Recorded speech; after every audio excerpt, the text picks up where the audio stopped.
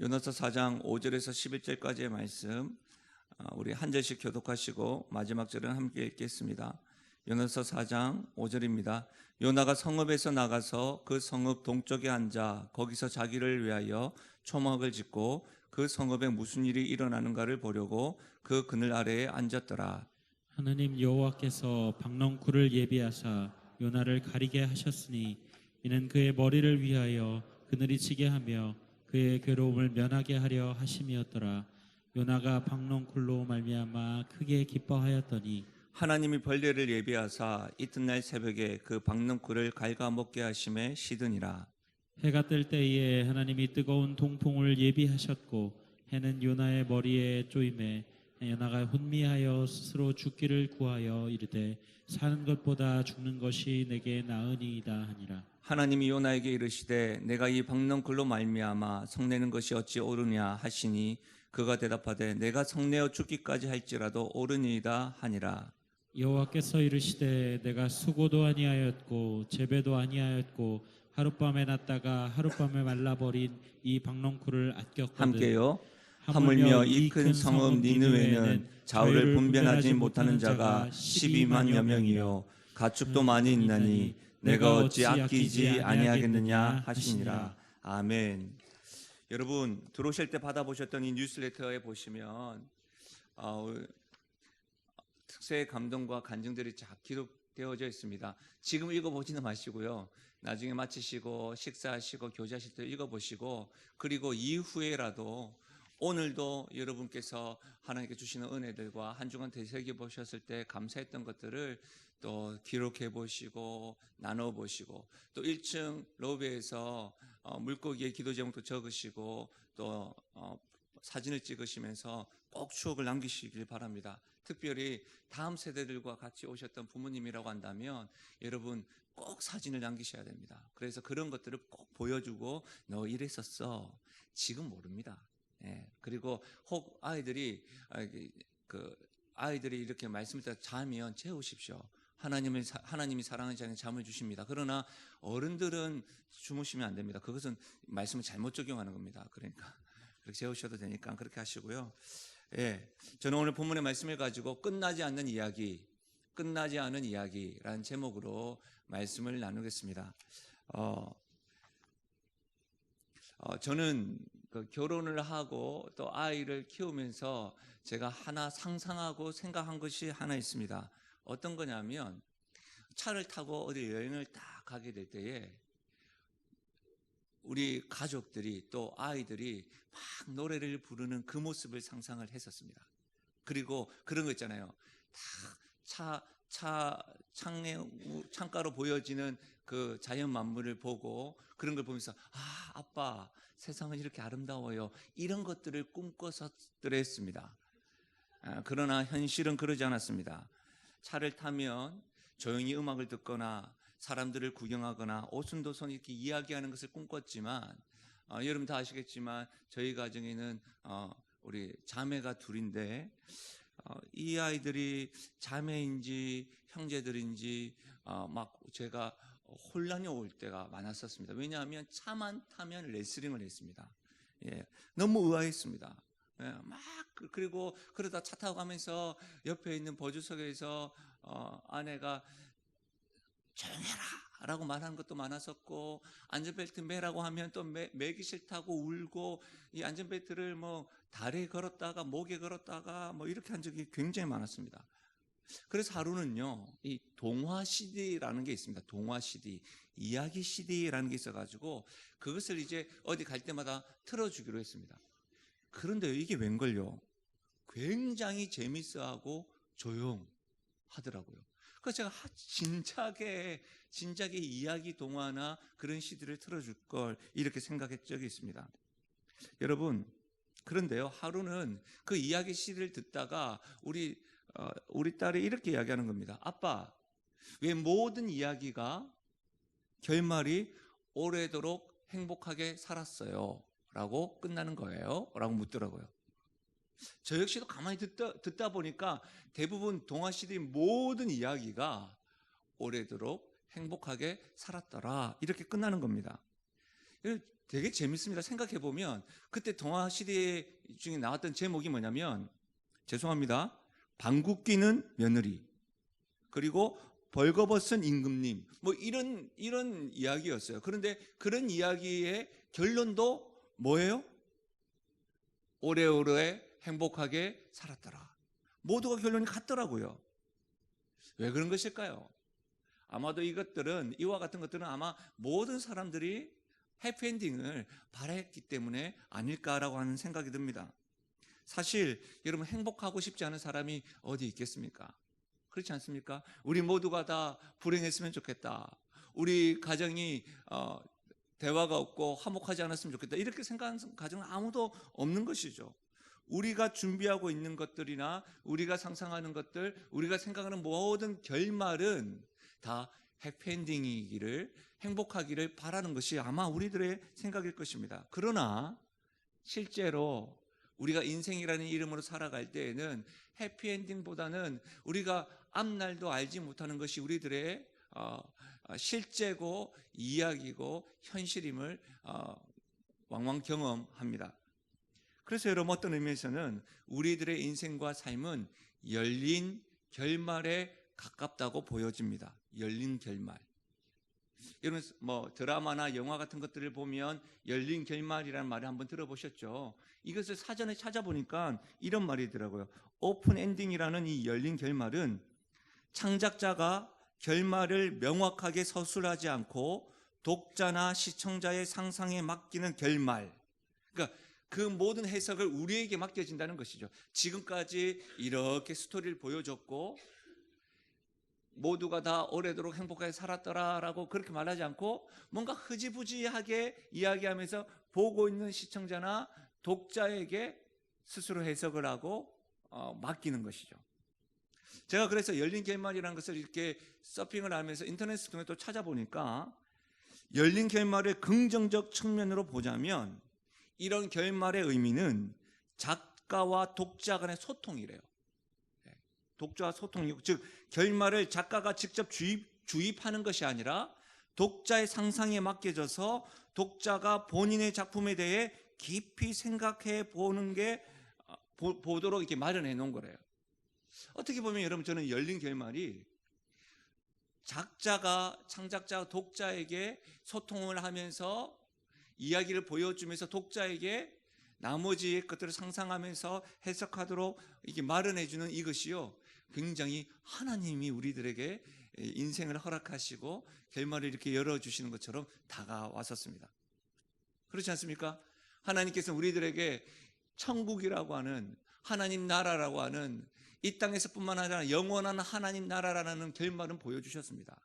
그러나 이 땅에서 살아갈 때에는 하나님께서 오픈 엔딩으로 열어놓으셔서 하나님 우리와 소통을 하시면서 어떤 때는 어려움으로, 예수 믿으면 무조건 좋은 결과, 이런 것이 아니라 영원한 하나님 나라라는 결말은 있지만 그곳을 향하여 걸어가는 걸음들은 우리들에게 맡기시면서 열린 결말로 허락하시는 것이 아닐까라고 생각해 보았습니다.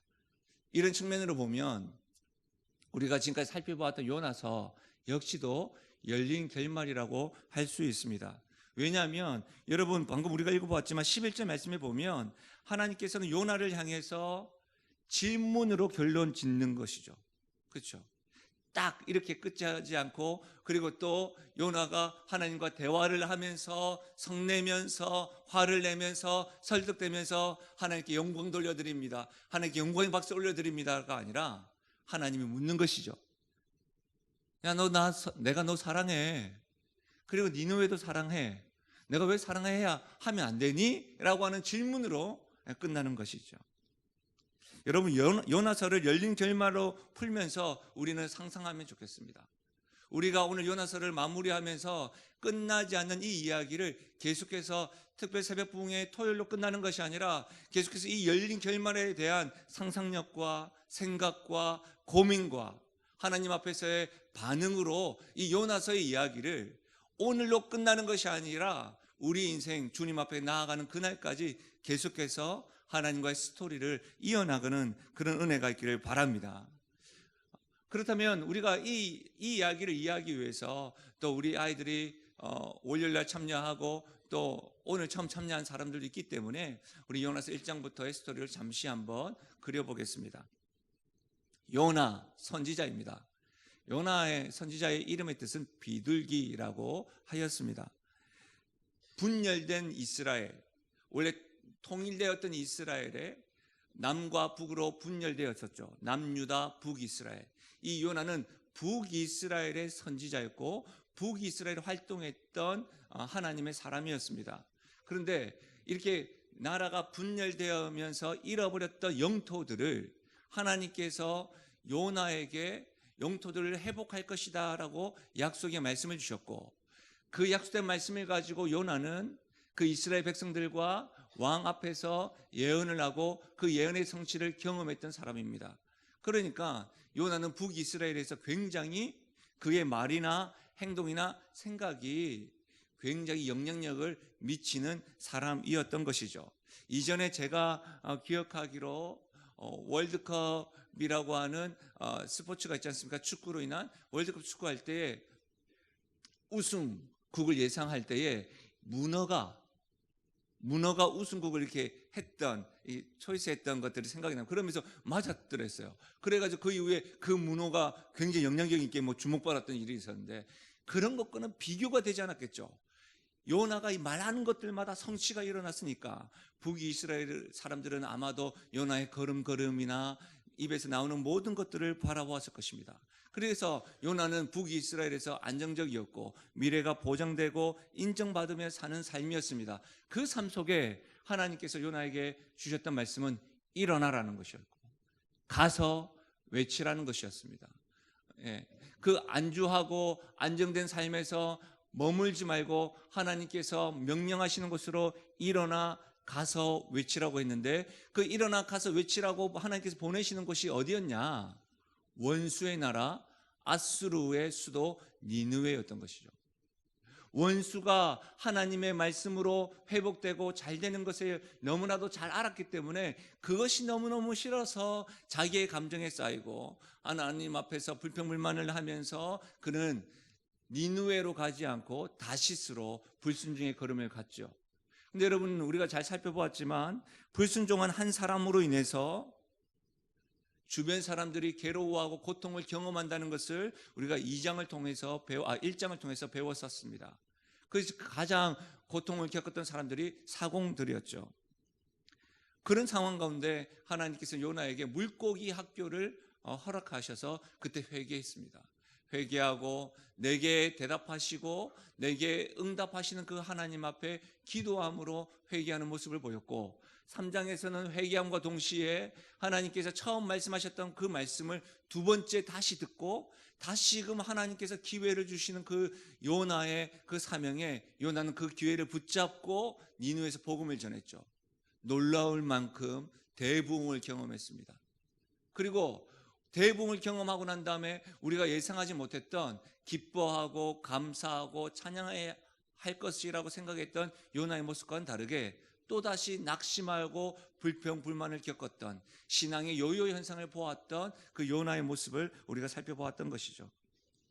사랑하는 여러분, 어제는 우리가 요나가 이렇게 요요 현상을 경험했던 이유 중에 하나는 자신의 감정과 상황을 기준으로 신앙의 근거로 삼았기 때문이다.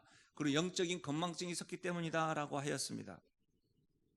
선지자 외침이라고 하는 책을 보니까 이 요나의 감정들, 요나가 이렇게 자기 감정에 빠져 있는 모습을 이렇게 좀 설명해 놨더라고요. 풀에 썼는데요. 한번 들어보시겠습니까? 조금 길긴 하지만 사실은 이런 것들은 성우 출신들을 읽으시면 피부에 딱 와닿을 것 같은데요. 제가 한번 읽어보도록 하겠습니다. 하나님이 이놈 저놈을 다 사랑하신다면 하나님이 백성이 되어서 좋은 것이 무엇입니까? 이스라엘과 이방인 사이에 아무런 구별이 없지 않습니까? 이스라엘이 하나님의 사랑을 독차지하지 못한다면 언약 민족의 특권이 어디에 있단 말입니까? 저는 소위 하나님의 말씀을 먼 이방 수도에까지 와서 외치지 않았습니까? 40일이 지나면 니느웨가 망한다고 해서 그대로 전했는데 어찌 망하기는커녕 복을 받게 되었습니까? 하나님이 이스라엘보다 아수르를 더 위하신단 말입니까? 이 일을 위해 지금까지 저를 이용한 것밖에 더 됩니까? 저는 이스라엘의 선지자입니다. 저는 하나님의 백성 선민 조국을 대표해서 적국의 왕성에서 목숨을 걸고 멸망의 메시지를 받은 대로 선포하였습니다. 그런데 적국이 오히려 더 잘 되어서 이스라엘에게 더 큰 위협이 되었으니 무슨 낯으로 귀국하란 말입니까? 차라리 저를 죽여주십시오. 앞으로 더 낭패를 당하기 전에 하나님의 선지자 노릇을 죽음으로 깨끗이 끝내겠습니다. 예, 이 책에서 이 요나의 심정과 불평을 굉장히 잘 해석을 해놓은 것 같았습니다. 예. 여러분, 오르락 내리락 하는 요나의 요요 현상을 잘 표현한 것 같지 않습니까? 우리는 요나, 나요라고 계속해서 하나님께서 우리에게 말씀을 계속 하는 것 같았습니다. 왜냐하면 요나의 이런 불평, 내가 하나님의 은혜를 받았음에도 불구하고 내가 싫어하고 나와 맞지 않는 사람들이 더 잘 되는 것을 보면 요나의 불평이 우리들에게도 있다는 것을 우리는 고백하지 않을 수가 없었습니다. 그래서 우리가 회개도 하였습니다. 내가 가지고 있는 불평과 같다고 생각하였습니다. 하나님 말씀보다는 불순종하기를 힘썼던 것이죠. 하나님의 말씀은 알겠는데 영적으로 잠자고 내려가는 그러한 모습들, 심지어는 이런 모습에서 요나가 죽는 것이 사는 것보다 낫습니다라고 고백할 정도로 그냥 저를 죽여주십시오. 피곤합니다. 하나님 섬기는 거 어렵습니다라고 할 정도로의 그런 감정들을 표출할 때도 있지 않았습니까? 이런 감정들, 이 요나가 하나님의 말씀을 알고 있음에도 불구하고 이것을 떨쳐버리지 못하는 것, 이런 것들을 요나 신드롬, 요나 증후군이라고 표현하고 있습니다. 여러분 어떻습니까? 이제 요나서 마지막 부분인데요. 우리가 신앙생활하면서 요나와 같다라고 하는 이 모습을 떨쳐버리지 못하고 있지는 않으십니까? 특별 새벽 부흥이 한 주간을 하면서도 은혜 받았다가 또 다운됐다가 또 하나님 말씀을 알았다가 어떤 때는 그 하나님의 말씀 너무너무 좋았고 감동했다가 어떤 때는 하나님과 전혀 관계없이 살다가 내 마음대로 살다가 이런 어떤 증후군을 경험하고 있지는 않으십니까? 요나는 성경에 기록되어 있는 많은 선지자들 가운데 우리들에게 좋은 모습을 보여주는 모델이 아닙니다. 나쁜 모습의 모델을 보여주고 있는 겁니다. 다시 말하면 우리의 본성, 우리가 감추고 싶은 하나님의 사람으로서 감추고 싶은 우리의 모습을 굉장히 많이 보여주는 것이죠. 요나의 전체적인 구조, 제가 성경을 읽으면서 특별 새벽 부흥회를 준비하면서 요나의 여러 가지 구조 가운데 한 가지가 계속해서 끊이지가 않았습니다. 하나님의 말씀이 딱 정해져 있는데 일어나라는 말씀, 가라는 말씀, 외치라는 말씀이 딱 선포되어졌는데요. 선포되어졌는데 딱 두 가지로 나뉩니다. 대조되죠. 순종과 불순종. 말씀이 없는 게 아닙니다. 말씀은 늘 있는데 순종과 불순종이라고 하는 이 모습이 항상 대조되는 거예요. 여러분, 그런데 이런 대조되는 모습, 또 요나 신드롬, 하나님의 말씀을 알고 있음에도 불구하고 흔들리고 불평불만하고 감정에 쌓이는 모습은 오늘 말씀에 이르기까지 변하지 않고 계속되어집니다. 5절 보십시오. 요나가 성읍에서 나가서 그 성읍 동쪽에 앉아 거기서 자기를 위하여 초막을 짓고 그 성읍에 무슨 일이 일어나는 걸 보려고 그늘 아래 앉았더라. 여러분, 요나가 지금 성 밖으로 나가버렸습니다. 그렇죠? 그리고 그곳에서 자기를 위하여 초막을 짓고 있습니다. 질문 하나 할까요? 초막을 왜 짓는 것일까요? 밖에 나가는 이유가 뭘까요? 왜 나갔을까요? 본인이 40일 이후에는 니느웨가 뭐 한다고 했죠? 망한다고 했으니까 자기가 그 망하는 곳에 있으면 죽을 거 아니에요. 그리고 나온 거예요. 그 나와서 뭐 한다고 초막을 왜 짓습니까? 그 안에서 이렇게 발장 끼고 보기 위해서입니다.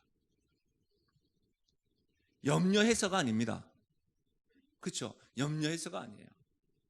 여러분, 우리가 이 모습과 굉장히 대조되는 모습이 있습니다. 창세기 19장 27절과 28절인데요. 아브라함이 그 아침에 일찍이 일어나 여호와 앞에 서 있던 곳에 이르러 소돔과 고모라와 그 온 지역을 향하여 눈을 들어 연기가 옹기 가마에 연기같이 치솟음을 보았더라. 창세기 19장 27절과 28절 말씀에 보면 소돔과 고모라 성을 위해서 하나님께서 멸하겠다고 하는 뜻을 아브라함에게 보여주셨어요. 들려주셨어요. 그때 아브라함은 하나님 앞에서 50명은요, 40명은요, 30명은요, 10명의 의인이 있으면 어떻게 하겠습니까? 제가 말씀드렸던 것처럼 롯을 위해서 기도한 것이 아니에요. 사촌 조카를 위해서. 그 땅에 있는 백성을 위해서 기도했다는 것이죠. 기도하고 나서 그날 아침 일찍이 일어나 아브라함도 소돔과 고모라성을 지금 보고 있는데 아브라함의 바라봄은 무엇입니까? 염려스러움입니다. 안타까움입니다. 그렇죠? 그러나 요나의 바라봄은 뭐예요? 원수의 나라 망해라, 이런 마음으로 지금 바라보고 있는 것입니다. 여러분, 초막을 짓고 있는 요나의 모습에서는 끝까지 하나님의 사랑, 하나님의 은혜보다는 어디에 집중하고 있습니까? 자신의 감정에 충실한 연약한 모습을 그대로 드러나고 있음을 우리는 목도하고 있습니다. 이 사실입니다. 우리는 하나님의 은혜를 알고 있습니다. 하나님의 사랑을 알고 있습니다. 방금 전까지 하늘을 두루마리 삼고 바다를 먹물 삼아도 어떻게 하나님의 사랑을 다 기록할 수 있겠습니까? 라고 우리는 함께 특성을 올렸습니다. 그럼에도 불구하고 우리는 요나와 같이 하나님의 사랑과 은혜에 집중하기보다는 나의 감정에 충실할 때가 많음을 왕왕 경험합니다. 항상 그런 모습들이 많습니다. 대화를 나눠봐도 서운하다, 상처 입었다, 이런 말들이 얼마나 많은지 모릅니다. 그렇지 않습니까? 왜 우리는 평생 상처 입었다, 서운하다는 말을 입에서 떼지 못하고 나는 하나님께 사랑받은 자다, 하나님의 그 크신 그 사랑으로 힘겹지만 감사하다라는 말보다는 늘 그런 말들이 많을까요? 그렇지 않습니까? 우리 자녀들도 저한테 아빠 고마워요, 사랑해요 라는 말보다 짜증나, 힘들어, 왜 이거 안 해줘, 이런 말들을 더 많이 합니다. 근데 사실은 그 모습이요, 제가 하나님 앞에서도 그런 모습인 것 같더라고요. 여러분은 어떠세요? 사랑하는 여러분, 요나서를 묵상하고 읽어보고 필사하고 또 연구해보고 해석할 때마다 제가 딱 한 가지 결론, 요나가 나구나, 요나가 나요, 내가 요나 선지자 별반 다를 바 없구나. 하나님이 조금만 나를 섭섭하게 딱 대하면, 내 생각과 방법과 조금만 다르게 응답하시면, 인도하는 것 같으면 하나님이 맡겨주신 니느웨 성을 떠나버리고 밖에 서가지고 그래 한번 잘 해봐라, 잘 되나 보자, 이런 마음이 내 마음에 가득하더라고요. 얼른 나의 길을 주장하면서 등을 돌려버리는 요나의 모습처럼 제 모습에도 그런 모습이 많더라고요. 여러분 어떠십니까? 한번 점검해 보세요. 요나를 살펴보면서 정말 하나님께서 요나를 통해서 나라는 존재를 보여주시는 그 세미한 음성에 깊이 한번 들어가 보십시오. 여러분, 저는 학원을 볼 때마다 깜짝 놀랍니다. 제가 이전에 우리 아이들을 두 아이들 태권도 학원에 보낸 적이 있습니다. 뭐 다른 건 몰라도 몸은 건강해야 되겠다 싶어 태권도 학원 보냈는데요. 와, 학원이요, 교회입니다. 교회. 학원에서 달란트 잔치도 하고요, 학원에서 그 학원의 주위에 있는 그 매점입니까? 그 상점과 가게와 이렇게 협업을 해가지고요, 우리로 이야기하자면 MOU를 맺어가지고요, 그 달란트를 주고 받고 이런 것들로 해가지고 얼마나, 저는 굉장히 도전 많이 받았습니다. 그래가지고 거기에서 학원에서 하는 방법들을 제가 듣고 배워가지고 그것을 또 교회에 적용한 적도 있습니다. 얼마나 열심히 하는지 참 수고하고 노력하는 것 같았습니다. 그런데요, 그 아이들을 제가 보니까 정말 수고를 많이 해요. 선생님들이 애를 많이 써요. 그럼에도 불구하고 아이들이 조금만 마음에 안 들면 하는 말, 끊어버렸다고. 그런 말 합니다. 요즘 학원 다니니? 끊었어요. 기분 나빠요. 이렇게 말합니다. 우리가 이제 교양이 있어서 아이들처럼 끊어버렸다고는 하지 않지만 우리의 행동이, 우리의 생각이, 우리의 감정이 하나님께 등을 돌리고 토라지는 모습으로 지금 자기를 위하여 초막을 짓고 있는 모습은 아니십니까? 그 초막을 짓고 있는 모습 또한 불순종의 한 형태인 다시스를 향하는 걸음이라는 것을 여러분 꼭 기억하셔야 됩니다. 우리는 불순종함이 딱 드러나게끔 백기를 니느웨가 아니라 다시스로 향한 것만이 불순종이라고 생각하는데, 지금 끝까지 토라진 모습, 하나님의 말씀이 자기의 뜻과 다르다는 것으로 인하여 자기를 위하여 걸어가는 모습 또한 다시스를 향한 불순종의 걸음이라는 것을 알고 있어야 합니다. 사랑하는 여러분, 하나님 말씀보다 내 뜻과 감정을 애세우며 내 길로 가는 모든 일체 행동들은 또 다른 다시스로 향하는 불순종의 걸음이라는 것을 우리는 또 명심해야 합니다. 우리는 불순종이 아니라 순종하면서 하나님의 그 말씀, 그 길을 따라가는 그런 교회, 그런 가정, 그런 인생이 되기를 주의 이름은 간절히 축원드립니다. 힘겹지만 내 감정과 생각에 집중하기보다 주의 말씀을 따라가는 것이 내 본성을 역행하는 것 같지만 우리의 삶이 참으로 주님 오시는 그날까지 주님 말씀을 따라 순종하는 길 되면 좋겠습니다. 이렇게 따지고 보면 어떻게 불순종보다 순종의 길로 따라갈 수 있을까요? 어떤 모습을 계속해서 노력해야 될까요? 저는 두 가지로 살펴보려고 하는데 첫 번째는 이것입니다. 삶의 주어를 하나님으로 바꾸어야 합니다. 삶의 주어를 하나님으로 바꾸어야 합니다. 이 말이 무슨 말이냐면 사실은요, 여러분, 요나서 1장 1절부터 4장 5절까지는요, 요나서의 주인공은 요나입니다. 요나의 걸음, 요나의 행동, 요나의 기도, 요나의 감정, 요나의 불평이 중심 내용이었습니다. 요나가 은는 이가가 다 요나가 시작되어졌습니다. 그러나 여러분 굉장히 재밌게도 4장 6절부터는요 주어가 바뀝니다. 요나에서부터 하나님으로 바뀝니다. 놀랍지 않습니까? 그리고 하나님의 말씀으로 요나서는 열린 결말로 마무리되고 있습니다. 하나님이라고 바뀝니다. 은는 이가가 내가가 아니라 하나님은 하나님께서 이렇게 바뀌어야 된다는 사실입니다.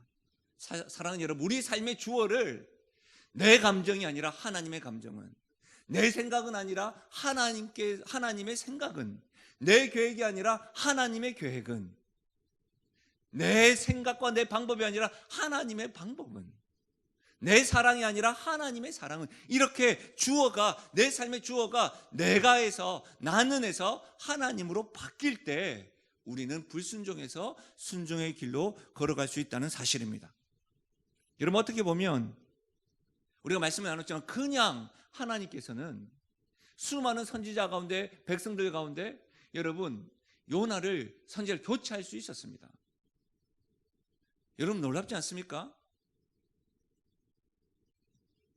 돌들을 명하여서도 하나님은 찬양을 받으실 분이십니다. 그 하나님을 안다면, 요나가 이렇게 문제거리라고 한다면 굳이 요나를 사용할 이유가 하나님에게는 없었다는 것이죠. 근데 하나님은 어떻게 하셨습니까? 미운 짓을 거듭 반복하는 요나라고 할지라도 끝까지 참으시고, 끝까지 사랑하시고, 끝까지 설득하시고 가르치는 모습, 오늘 말씀에서도요, 끝까지 포기하지 않은 모습, 그 모습이 어떻게 반복되어집니까? 여러분, 오늘 본문에 보면 예비하사 이걸로 표현되어져 있어요. 하나님께서 요나를 끝까지 사랑하시고 포기하지 않으시고 가르치시고 인내하시는 모습이 예비하사, 하나님이 예비하사, 박넝쿨을 예비하사, 벌레를 예비하사, 동풍을 예비하사 지금 요나와 대화하기를 원하시고 설득하고 있는 거예요. 요나야, 아니야, 네가 그렇게 감정을 상하고 네 생각이 그렇게 하고 삐뚤어지는 거, 그래 어떤 면에서는 이해가 된다. 그러나 그거 아니야. 내 말을 들어볼래? 내가 너를 사랑하고 니느웨 백성 사랑해야 되지 않겠니? 라고 계속해서 예비하시며 가르치고 있다는 거예요.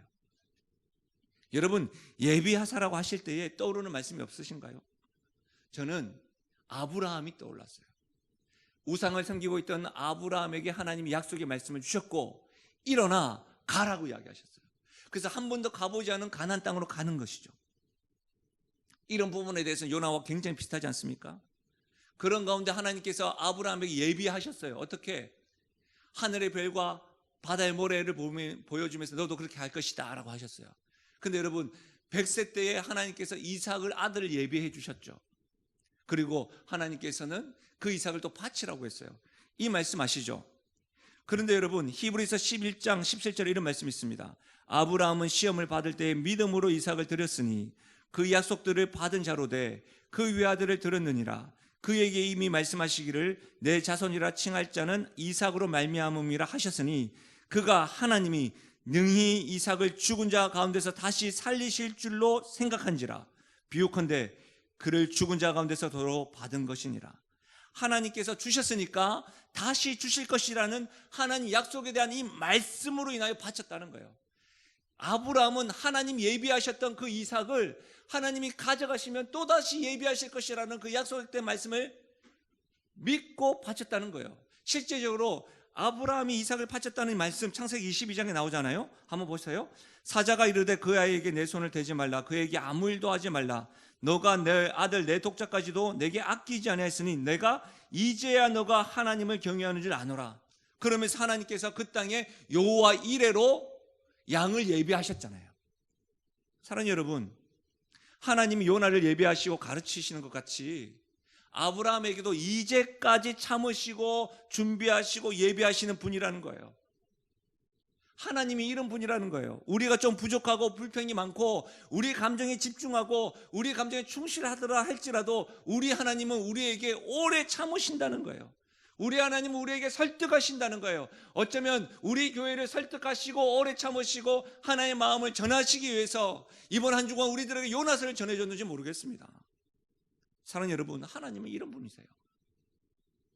우리들이 말을 듣지 않고 무지한 불평을 털어놓더라도 하나님은 우리를 포기하시거나 우리를 내버려 두고 우리에게 등을 돌리고 다른 사람을 다시 선택하시는 분이 아니라 오래 참아주시고 오래 사랑하시고 오래 설득하시고 가르치셔서 결국에는 순종의 길로 은혜의 길로 인도하시는 분이 우리가 섬기시는 하나님이요 내가 믿는 하나님이요 나의 삶의 주어가 되시는 하나님임을 믿으시길 바랍니다. 여러분, 삶의 주어를 나에서 하나님으로 옮기는 것은 의지로 가는 것이 아니라 하나님이 이런 분이시구나 라고 깨달을 때에 우리 하나님을 삶의 주어로 옮길 수 있다는 것입니다. 하나님이 여러분에게는 어떤 분이십니까? 하나님이 여러분을 오래 참으시고 포기하지 않는 분 맞으십니까? 그렇다면 그 하나님이야말로 내 삶의 주인이시고 주어로 바꿀 수 있는 은혜가 있기를 주의 이름으로 축원드립니다. 두 번째로 불순종이 아닌 순종의 길을 끝까지 걸어가기 위해서는 첫사랑의 감격을 새기고 새겨야 합니다.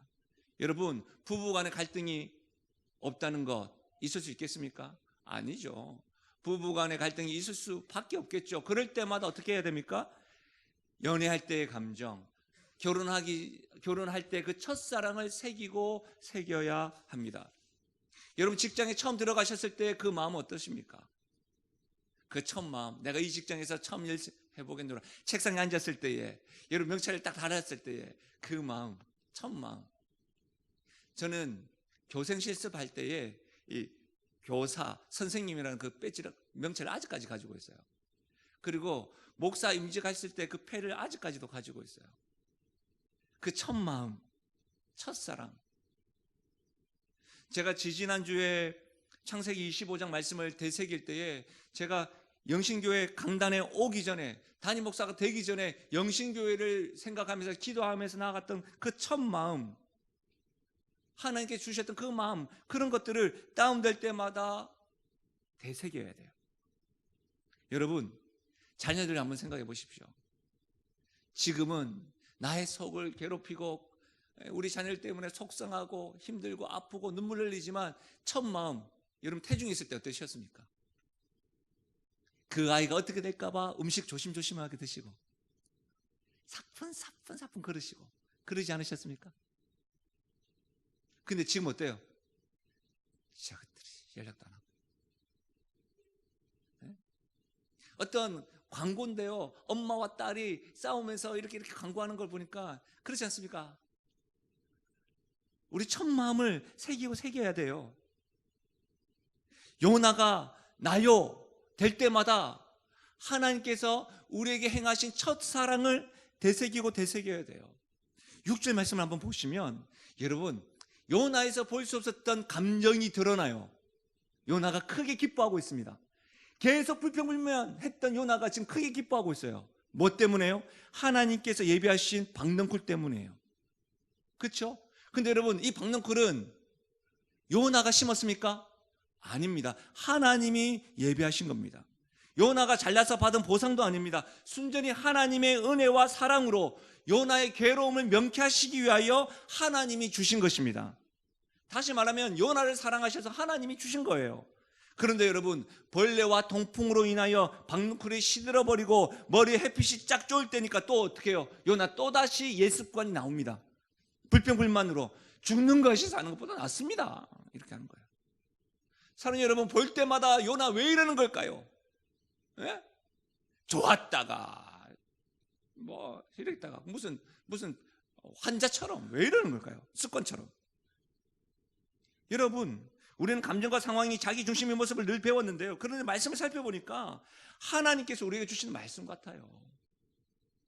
우리 교회에게 주시는 말씀 같아요. 우리 가정에게 주시는 말씀 같아요. 여러분, 골이 나서 자기 원수의 나라에게 복음을 전하지 않았지만 근본적인 문제가 있음을 알 수 있어요. 그 근본적인 문제가 뭔지 아십니까? 거저받은 은혜, 박넝쿨의 은혜, 하나님이 값없이 주신 은혜를 망각하고 있는 거예요. 다시 말해 첫사랑을 잃어버린 거예요, 요나가. 자신의 감정, 기분 나빠가지고 복음을 전하지 않았다, 그것도 이해가 되지만 그 이전에 뭐예요? 첫사랑을 잃어버린 거예요. 그래서 불평불만이 끊이지 않는 거예요. 우리가 첫사랑을 잃어버리면 요나같이 되는 거예요. 내가 하나님의 은혜를 받은 자이고 십자가 사랑을 경험한 자로 하나님의 사람이 되었다는 것을 여러분 잊어버리면 나 역시도 니느웨 백성들처럼 하나님의 심판을 받을 수밖에 없는 백성이었는데, 하나님이 예비하시고 하나님이 은혜 주시고 하나님이 국리를 주시고 내가 여기 왔는데 그것을 망각하니까 계산적이 된 거예요. 이제 언제부턴가 선을 긋게 된 거예요. 나는 저 사람보다 다른 사람이야. 나는 특별한 사람이라고 착각하는 거예요. 하나님의 은혜와 사랑에 계속해서 순종하기보다는 내 생각, 감정을 앞세우는 거예요. 나도 모르게 요나 신드롬에 빠지게 되는 거예요. 교회에서 봉사를 하시는 분, 여러분 조심하셔야 돼요. 여러분이 애쓰신 것에 대해서 계속해서 리마인드 하면서 왜 나를 알아주지 않느냐?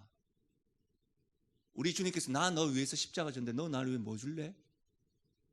아니에요.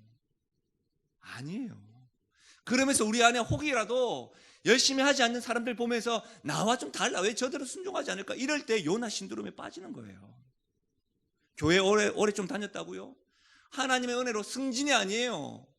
목사, 장로, 권사, 안수집사 승진이 아니에요. 봉사직이에요. 사람을 바라볼 때도 은혜로 바라봐야 되는데 은혜로 바라보지 않습니다. 국률로 바라봐야 되는데 그게 아니에요. 여러분, 생명을 받았음에도 불구하고 내가 알고 있고 끼가 있는 감정의 안경으로 계속해서 해석을 하는 거예요. 주님의 국률로 바라보는 것이 아니고요. 사랑하는 여러분, 요나의 근본적인 문제는, 불순종했던 문제는 단지 감정이 아니라 그가 하나님의 사람으로 선지자로 부름을 받았던 그 부르심의 은혜, 거저받았던 은혜, 박넝쿨의 은혜 잊어버려서 그래요. 요한계시록 2장 4절과 5절 말씀 한번 보실래요? 그러나 너를 책망할 것이 있나니 너의 처음 사랑을 버렸느니라. 에베소 교회에게 하나님께서 하시는 말씀 다 잘하는데, 그러므로 어디서 떨어졌는지를 생각하고 회개하여 처음 행위를 가지라. 만일 그리하지 아니하고 회개하지 아니하면 내가 내게 가서 내 촛대를 그 자리에서 옮기리라. 처음 직장에 딱 취업을 하면 너무너무 감사해요. 그러다 다니다 보면 나한테 왜 이러지? 회사가? 저 사람 왜 저러지? 이렇게 하다 불평불만 일어나지 않습니까? 처음 하나님 내가 일할 곳만 주십시오라고 기도했던 그 첫사랑 잃어버린 거예요. 저도 마찬가지예요.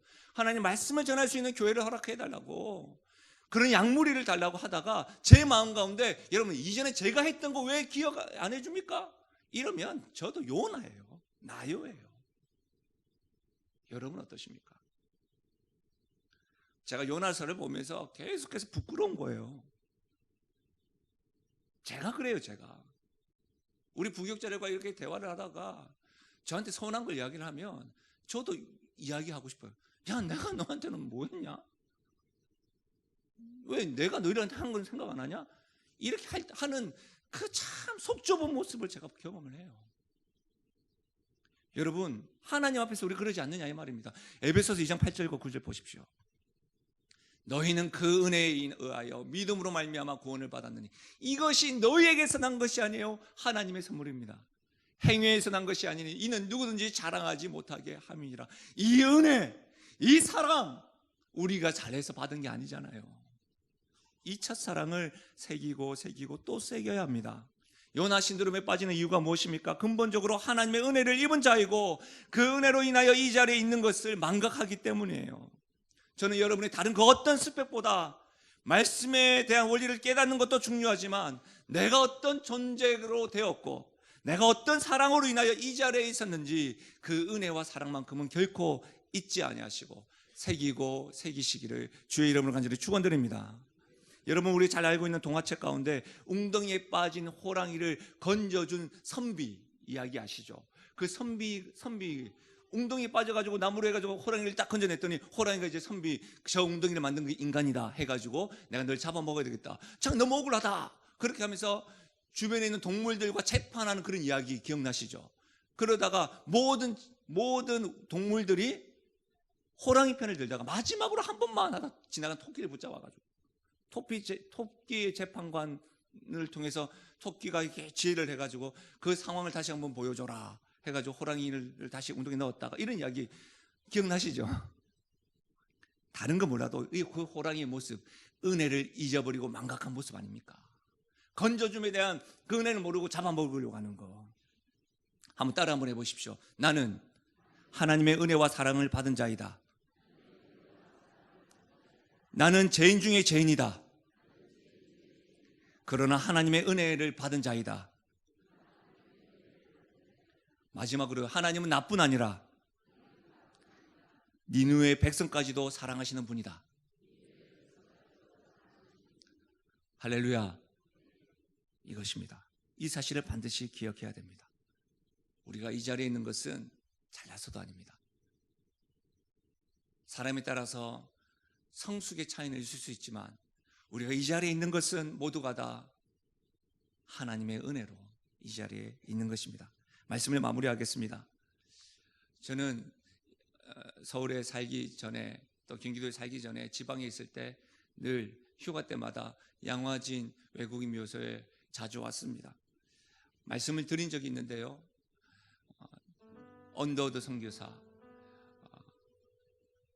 홀, 우리가 잘 알고 있는 여러 선교사님들의 묘도 있지만 저는 갈 때마다 늘 멈춰 서는 곳이 아기들, 이름이 기록되어져 있는 아기 묘비에 많이 서서 생각을 많이 합니다. 이번 주에도 말씀을 준비하면서 양화진에 다녀왔습니다.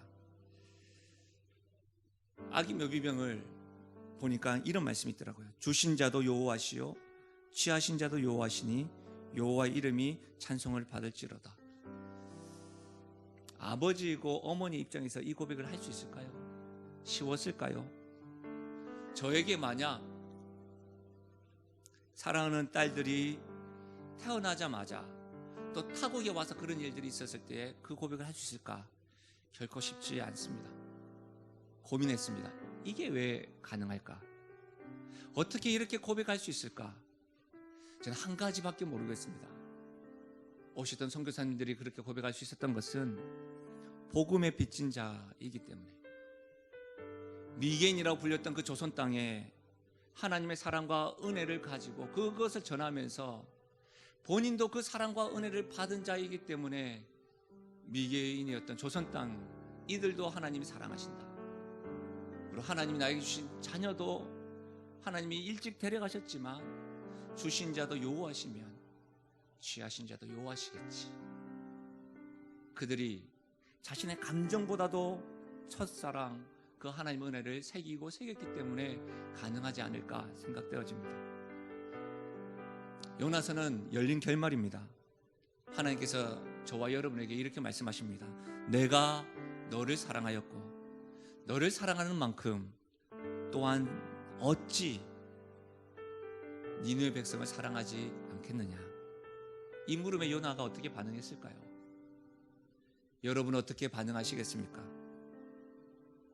또 사는 것보다 죽는 것이 낫습니다 라고 말씀하시겠습니까? 아니면 니느웨가 아닌 다시스로 또 향하시겠습니까?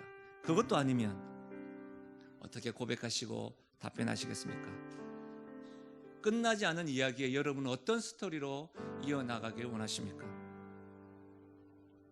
저는 여러분의 목자요, 말씀을 전하는 자로 부끄럽지만 하나님, 내 삶의 주어로 하나님을 되새기고 첫사랑을 새겨서 이 끝나지 않은 스토리를 하나님의 은혜를 전하는 자로 하나님 앞에 부끄럽지 않고 순종의 길을 걸어가고 싶습니다 라고 조심스럽게 하나님 앞에 작은 소리로 기도하고 싶습니다.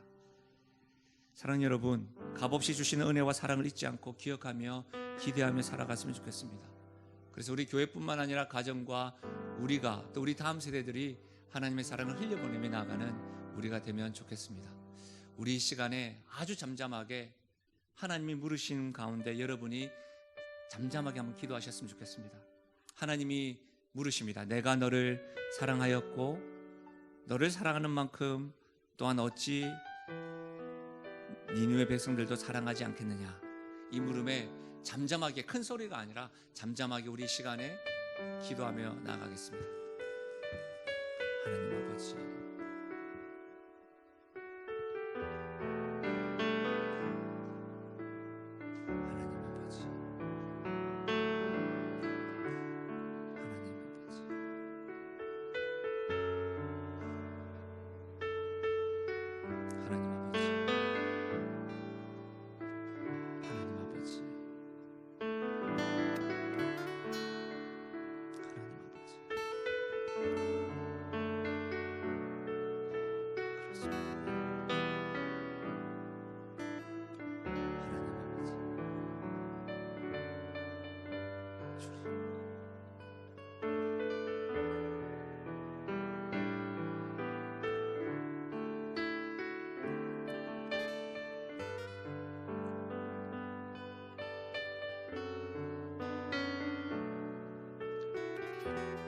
우리 이 시간에 찬양하며 나가실까요? 하늘을 두루마리 삼고 바다를 먹물 삼아도 하늘을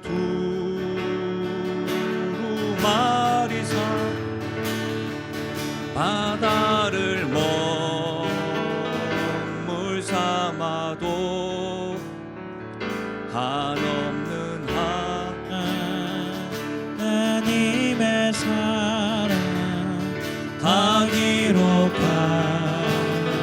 다시 한 번 더요. 하늘을 두루마리 삼고 하늘을 두루마리 삼고 바다를 먹물 삼아도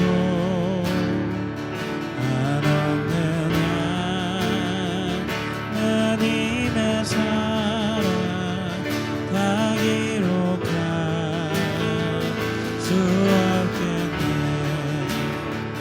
하나님의 크신 사랑 그 어찌 닿았을까. 저 하늘로 비사도 채우지 못하리.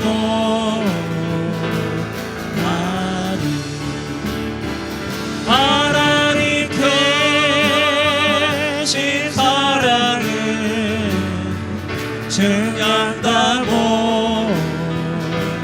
하네. 영원히 변치 않는 사랑 성도여 찬양하세. 하나님 아버지, 한 주간 요나서 말씀을 통해서 우리를 보여주시고 나 자신이 얼마나 연약한지 하나님 아버지 살펴보게 하시니 감사함을 드립니다. 때로는 부끄러워서 하나님 아버지 더 이상 말씀을 읽을 수도 없었고, 때로는 너무나도 나 자신이 미워서 하나님의 이름을 부를 수조차 없었음을 고백드립니다. 그러나 끝까지 나를 포기하지 아니하시고 끝까지 나를 사랑하시고 끝까지 오래 참으시고 끝까지 나를 설득하시는 그 하나님의 하나님 되심 하나님 잊지 아니하고 내 삶의 주어로 살아왔던 나의 모습에서 하나님을 주어로 주인으로 모시며 나아가는 삶이 되게 해주시고, 변함없는 그 하나님의 사랑, 그 은혜, 거저 주시는 그 은혜 기억하여 하나님 아버지, 내가 다른 사람들을 향하고 세상을 바라보는 눈들이 변하고 하나님의 마음이 되어줄 수 있도록 은혜 더하여 주옵소서. 내가 어떤 존재고 어떻게 이 자리에 섰는지를 늘 기억함으로 하나님께서 열어주셨던 결말을 하나님과 동행하며 아름다운 스토리를 이어나가는 우리 교회가, 우리 가정이 우리가 될 수 있도록 은혜 더하여 주옵소서. 그렇게 역사하신 하나님을 찬양하고 예수님의 이름으로 기도하옵나이다. 아멘. 할렐루야.